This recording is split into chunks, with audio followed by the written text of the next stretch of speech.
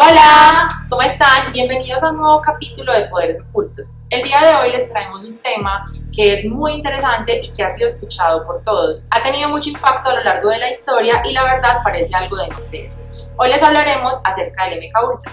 Antes de comenzar, no olviden seguirnos en nuestro podcast en Spotify, al igual en nuestro canal de YouTube como Poderes Ocultos. Allí podrán enterarse de todas las historias y la investigación que haremos sobre temas tan interesantes y misteriosos. Ahora sí, demos inicio. El MKUltra se refiere a un programa creado por la CIA en conjunto con el gobierno de los Estados Unidos, el cual se empleó por más de 20 años y que tenía como fin controlar la mente humana. Este era un programa totalmente secreto e ilegal en el que se empleaban el uso de drogas sintéticas y gran número de técnicas de tortura con el fin de extraer información a personas acerca de ciertos delitos. Para hablar un poco más de los orígenes de esta práctica, debemos remontarnos a la Edad Media, la cual fue considerada una de las épocas más oscuras del ser humano, ya que en este tiempo se realizaban ciertas prácticas que eran consideradas inhumanas y crueles. Bueno, en el año 1484, Heinrich Kramer y Jacobus Sprenger publicaron uno de los más famosos libros sobre brujería,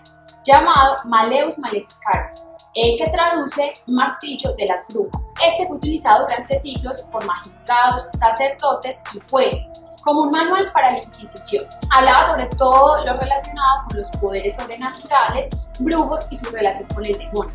Este manual además contenía instrucciones explícitas acerca de cómo torturar a estas personas, con el fin de lograr que la víctima realizara falsas confesiones sobre posible herejía y brujería. Estas técnicas tenían la capacidad de llevar al individuo a un estado de sometimiento tal que era capaz de decir o confesar eventos que no revelaría estando bajo condiciones normales. De una forma muy básica, esto tiene que ver con los principios del llamado proyecto MKUltra, empleando personas involuntarias con el fin de erradicar el estado de conciencia, llevándolo entonces a alcanzar una sumisión totalmente inconsciente. El filósofo y doctor en medicina Frank Mesmer habría sido quien diera la clave a los científicos para entender que podrían cambiar y manipular a su antojo la voluntad de una persona.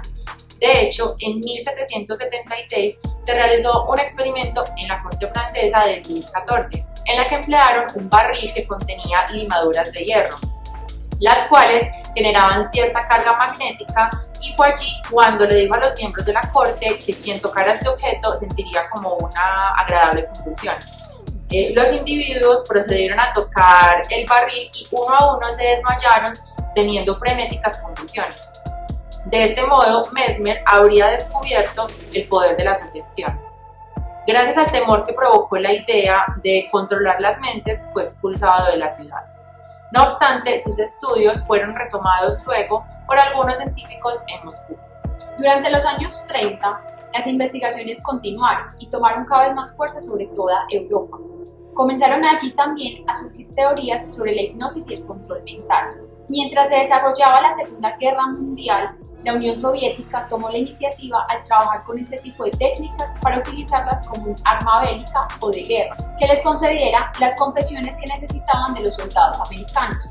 De allí fue cuando surgió entonces la obsesión de los Estados Unidos por tener un departamento únicamente enfocado en la inteligencia, que empleara estrategias bélicas al igual que la Unión Soviética, para poder ejercer el control mental sobre cada uno de los prisioneros enemigos durante su interrogatorio, para extraer entonces toda la información posible y posteriormente resetear la memoria del interrogado, con el fin de que no quedara rastro alguno de lo ocurrido. Así fue entonces como inició Estados Unidos a realizar sus primeros ensayos en personas, alterando su conciencia y sometiéndolas a torturas tanto físicas como psicológicas, empleando sustancias que ya más adelante les contaremos cuáles fueron. Este proyecto de MKUltra tuvo inicio el 13 de abril de 1953 por orden de Allen Dulles, director de la CIA en ese momento. Dulles ordenó comenzar los procedimientos tras la designación del bioquímico y psiquiatra militar Sidney Gottlieb, director de la División Química de la CIA, con objetivo inicial de formular una droga lo suficientemente potente como para obligar a cualquier ser humano a decir toda la verdad en sus interrogatorios. Sin embargo, con el tiempo y con el proyecto en marcha, ya hubo algunas modificaciones en el mismo. Este tuvo desarrollo de más de 2 décadas que comenzaron en 1953 hasta 1973, Pero las ambiciones no tardaron en llegar y comenzaron a crecer más y más, tanto que gastaron millones y millones de dólares en este proyecto. De hecho, en algún momento se dice que la operación MKUltra llegó a consumir un 6% de todo el presupuesto de la CIA. Dios, sí. Misteriosamente, en sus inicios, no solamente experimentaron con soldados y prisioneros de los que anteriormente mencionábamos, sino que además se hizo un trato con los mismos colaboradores dentro del departamento de la CIA para que suministraran estas drogas a sus compañeros durante cualquier momento del día y bajo cualquier circunstancia, en los alimentos, en fin. Pero esto se salió de control cuando en una reunión se dieron cuenta que habían suministrado esta sustancia en personas con cargos muy importantes y entre ellas un hombre se suicidó debido a que su dosis había sido muy alta. Esto complicó todo el programa, pero ese incidente tampoco se fue a mayores, ya que tenían total respaldo del gobierno. No solo hubo un cambio en el proceder, pensaron que lo ideal era hacer las cosas de manera más reservada y de perfil bajo, empleando otra clase de sujetos. Pero encontrar individuos que aceptaran de manera voluntaria participar de semejantes experimentos fue prácticamente imposible. Por ello, desde la misma confidencialidad de la CIA, se reclutaron pacientes con enfermedades mentales, prostitutas, indigentes y miembros de bajo rango de los servicios militares, entre otros, por supuesto, sin consentimiento previo alguno, en forma muy secreta, totalmente ilegal, y que se sabía que aun si acudían a las autoridades para revelar tan atroz suceso, no les creerían por sus mismas condiciones. Hoy se sabe que fueron miles las víctimas que se usaron en estos crueles experimentos y todo obviamente en contra de su voluntad, que es lo que más asusta. Entre ellos, habían ciudadanos estadounidenses y también canadienses. Muchos eran estudiantes que se habían prestado de voluntarios en sus facultades para conseguir un poco de dinero para alcanzar a pagar sus gastos. Pero también ellos también buscaban personas en hospitales y en cárceles para ser usados en experimentos. Sin embargo, sigue siendo aún desconocida la cifra exacta de las personas que fueron usadas en estos experimentos e igualmente la cantidad de muertes por estas condiciones extraordinarias en las que se vulneraban a los participantes. Algunos métodos de tortura que emplearon en estas personas fueron gracias al uso de técnicas psiquiátricas y de hipnosis. Así entonces, comenzaron a aislarlas totalmente y les suministraron a su vez drogas alucinógenas, siendo el LSD la más usada y la favorita en la ejecución de este proyecto. El LSD, acompañado de la técnica de hipnosis, creaba nuevas visiones. Incluso una víctima de este procedimiento contó que fue recluida en un hospital psiquiátrico y con un falso diagnóstico de esquizofrenia. Le suministraron tan altas dosis de esta droga que entró en un coma durante más de 80 días. Y al despertar, misteriosamente ya no recordaba nada de su vida. Parece ser que cuando dormía le ponían reiterativamente un mensaje cerca de su oído, haciendo que borrara completamente sus recuerdos. Con esta práctica descubrieron la capacidad que tenían entonces de instalar en algunas personas aprendizajes nuevos y que desearan aplicar en su día a día. En pocas palabras, el proyecto deseaba despersonalizar al individuo para que quedara como un contenedor vacío, en el que pudieran depositar información nueva para sus propios fines, erradicando su propia personalidad y recuerdos. De manera que el MKUltra se efectuó no solo para revelar información y declarar delitos, sino que también para hacer olvidar el pasado y raíces de una persona. Y además serviría para tareas de vigilancia o espionaje. Esto llamó tanto la atención de todos que más de 80 universidades se vincularon con este procedimiento y prestaron incluso sus instalaciones para que allí generaran estas prácticas. Otros lugares como hospitales, cárceles y compañías farmacéuticas también se prestaron como fachada para que pudieran intervenir con personas vulnerables y aptas para el procedimiento, pero sin ser informadas y tener una noción de lo que se realizaría en dicho lugar, siendo este entonces el mayor delito. Comenzaron a tener dificultades con el LSD, ya que es altamente alucinógena y entorpecía como las prácticas que querían realizar.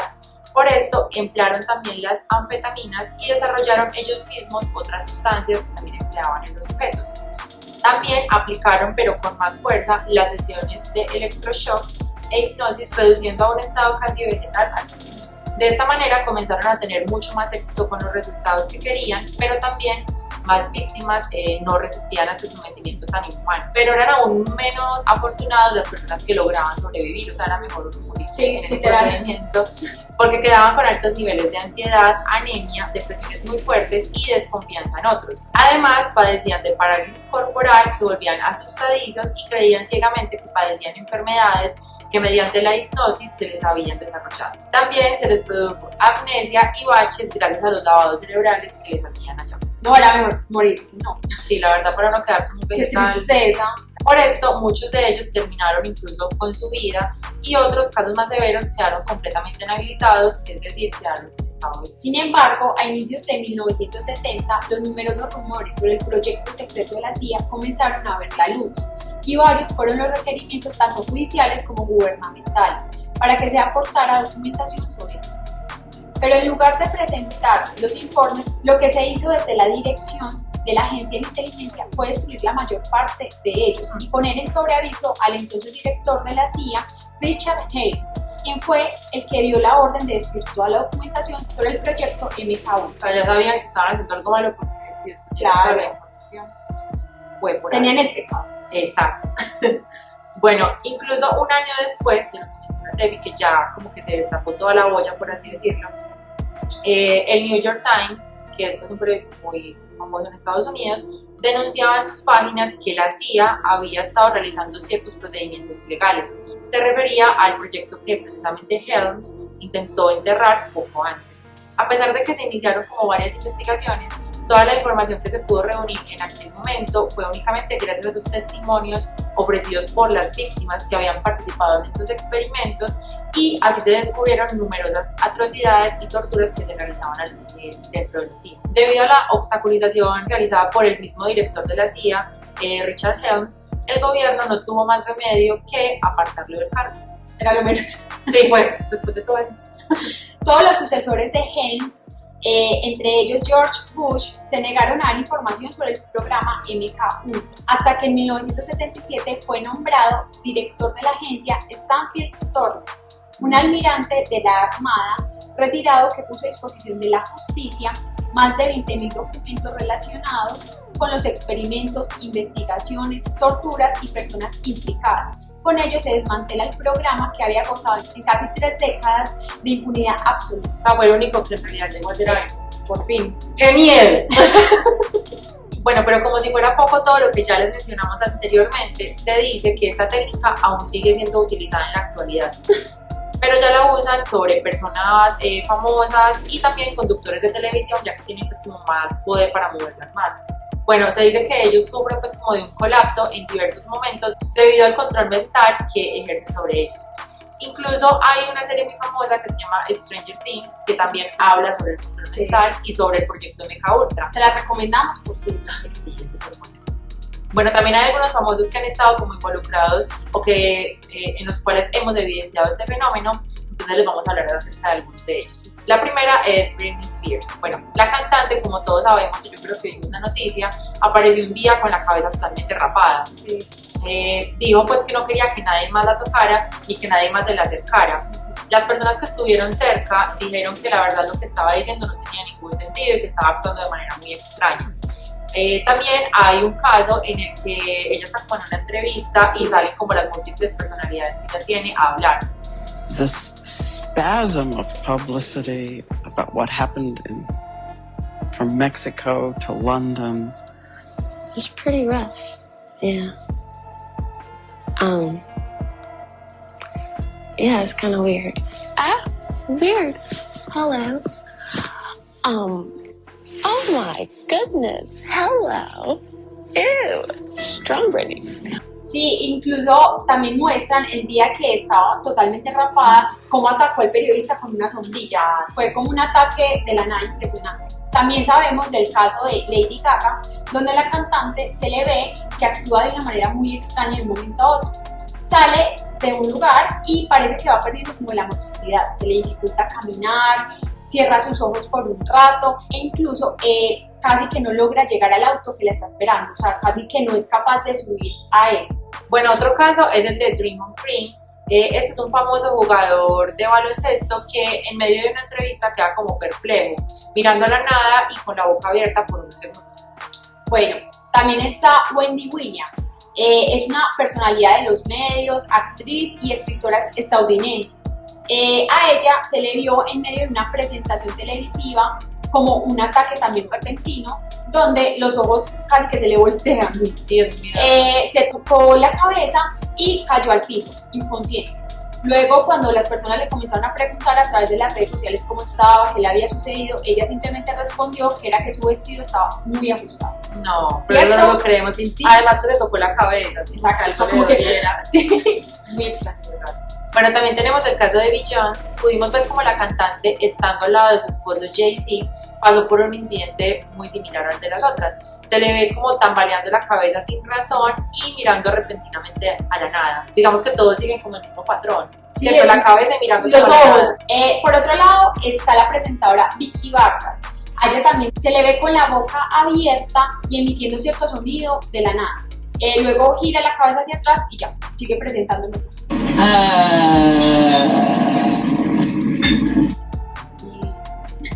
Es como que se resetearon. Sí, algo así. Como robots. Bueno, también está el caso de Kourtney Kardashian, que todos la conocemos. También se le ve como se queda mirando como a otra parte, como a la nada, en medio de una entrevista y no responde como a las preguntas que le están haciendo en el momento. También vimos Hillary Clinton, que durante una entrevista alrededor de sus periodistas tuvo un lapsus donde ella estaba mirando a la nada y con la boca abierta por unos segundos. Agitando la cabeza de una manera muy extraña, como casi con movimientos robóticos. Súper raro. Bueno, y como ustedes ya saben, nos gusta al final hacer como algunas preguntitas entre nosotras para ver qué pensamos de este tema, ¿cierto? Bueno, entonces, ¿tú crees que en la actualidad se sigan como realizando experimentos similares? Bueno, yo creo que en la actualidad sí se pueden hacer algunos experimentos. O sea, la ciencia cada vez avanza más y van a querer como investigar más la mente humana, como ver hasta qué alcances y lugar se puede llegar como con las personas. Sí. Lo que no creo es que hoy en día se sigan realizando o se quieran o pretendan realizar prácticas tan inhumanas y poco ortodoxas. Sí, es verdad. O sea, sí, o sea, yo pienso que de pronto sí, como dices tú, o sea, la ciencia sigue avanzando. Y obviamente siempre van a encontrar alguna manera de control, sí. Porque es que eso es lo que buscan al fin, ¿cierto?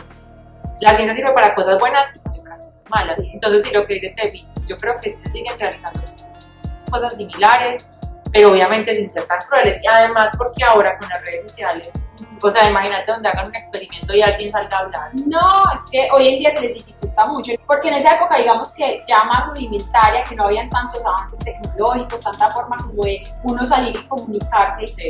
Pues podían hacer más de embargo. Es que era más podían difícil. hacer más cosas raras. Sí, era mucho más difícil, era más fácil, ocultar todo lo que hacían y lo que pasaba al interior de estas organizaciones. Pero ahora con redes sociales, que todo el mundo es periodista básicamente. No, es muy ya difícil. es súper complicado. Sí. ¿Y tú qué piensas? ¿Será que la tecnología hoy en día funciona como un control sobre nosotros, como una droga? Yo creería que sí.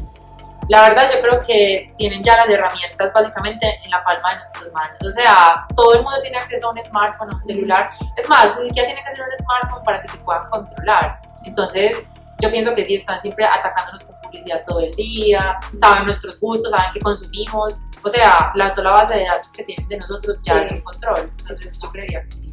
¿Y tú? Sí, pues yo pienso que también, además porque nosotros mismos hemos ido generando como esa dependencia y esa adicción. Sí. Entonces, ellos pueden crearlos, pero está en uno también generar ese apego y ese aferramiento a un celular, a una tablet, a un dispositivo de tecnología. Ya cuando uno genera esta adicción es realmente lo preocupante. Bueno, hemos llegado al fin de nuestro caso, esperamos que les haya gustado mucho, gracias por acompañarnos una vez más y recuerden que si les gustó lo pueden compartir con sus amigos o con alguien que piense que les puede interesar este caso. Así es, recuerden que nos pueden seguir en nuestro podcast en Spotify y en nuestro canal de YouTube.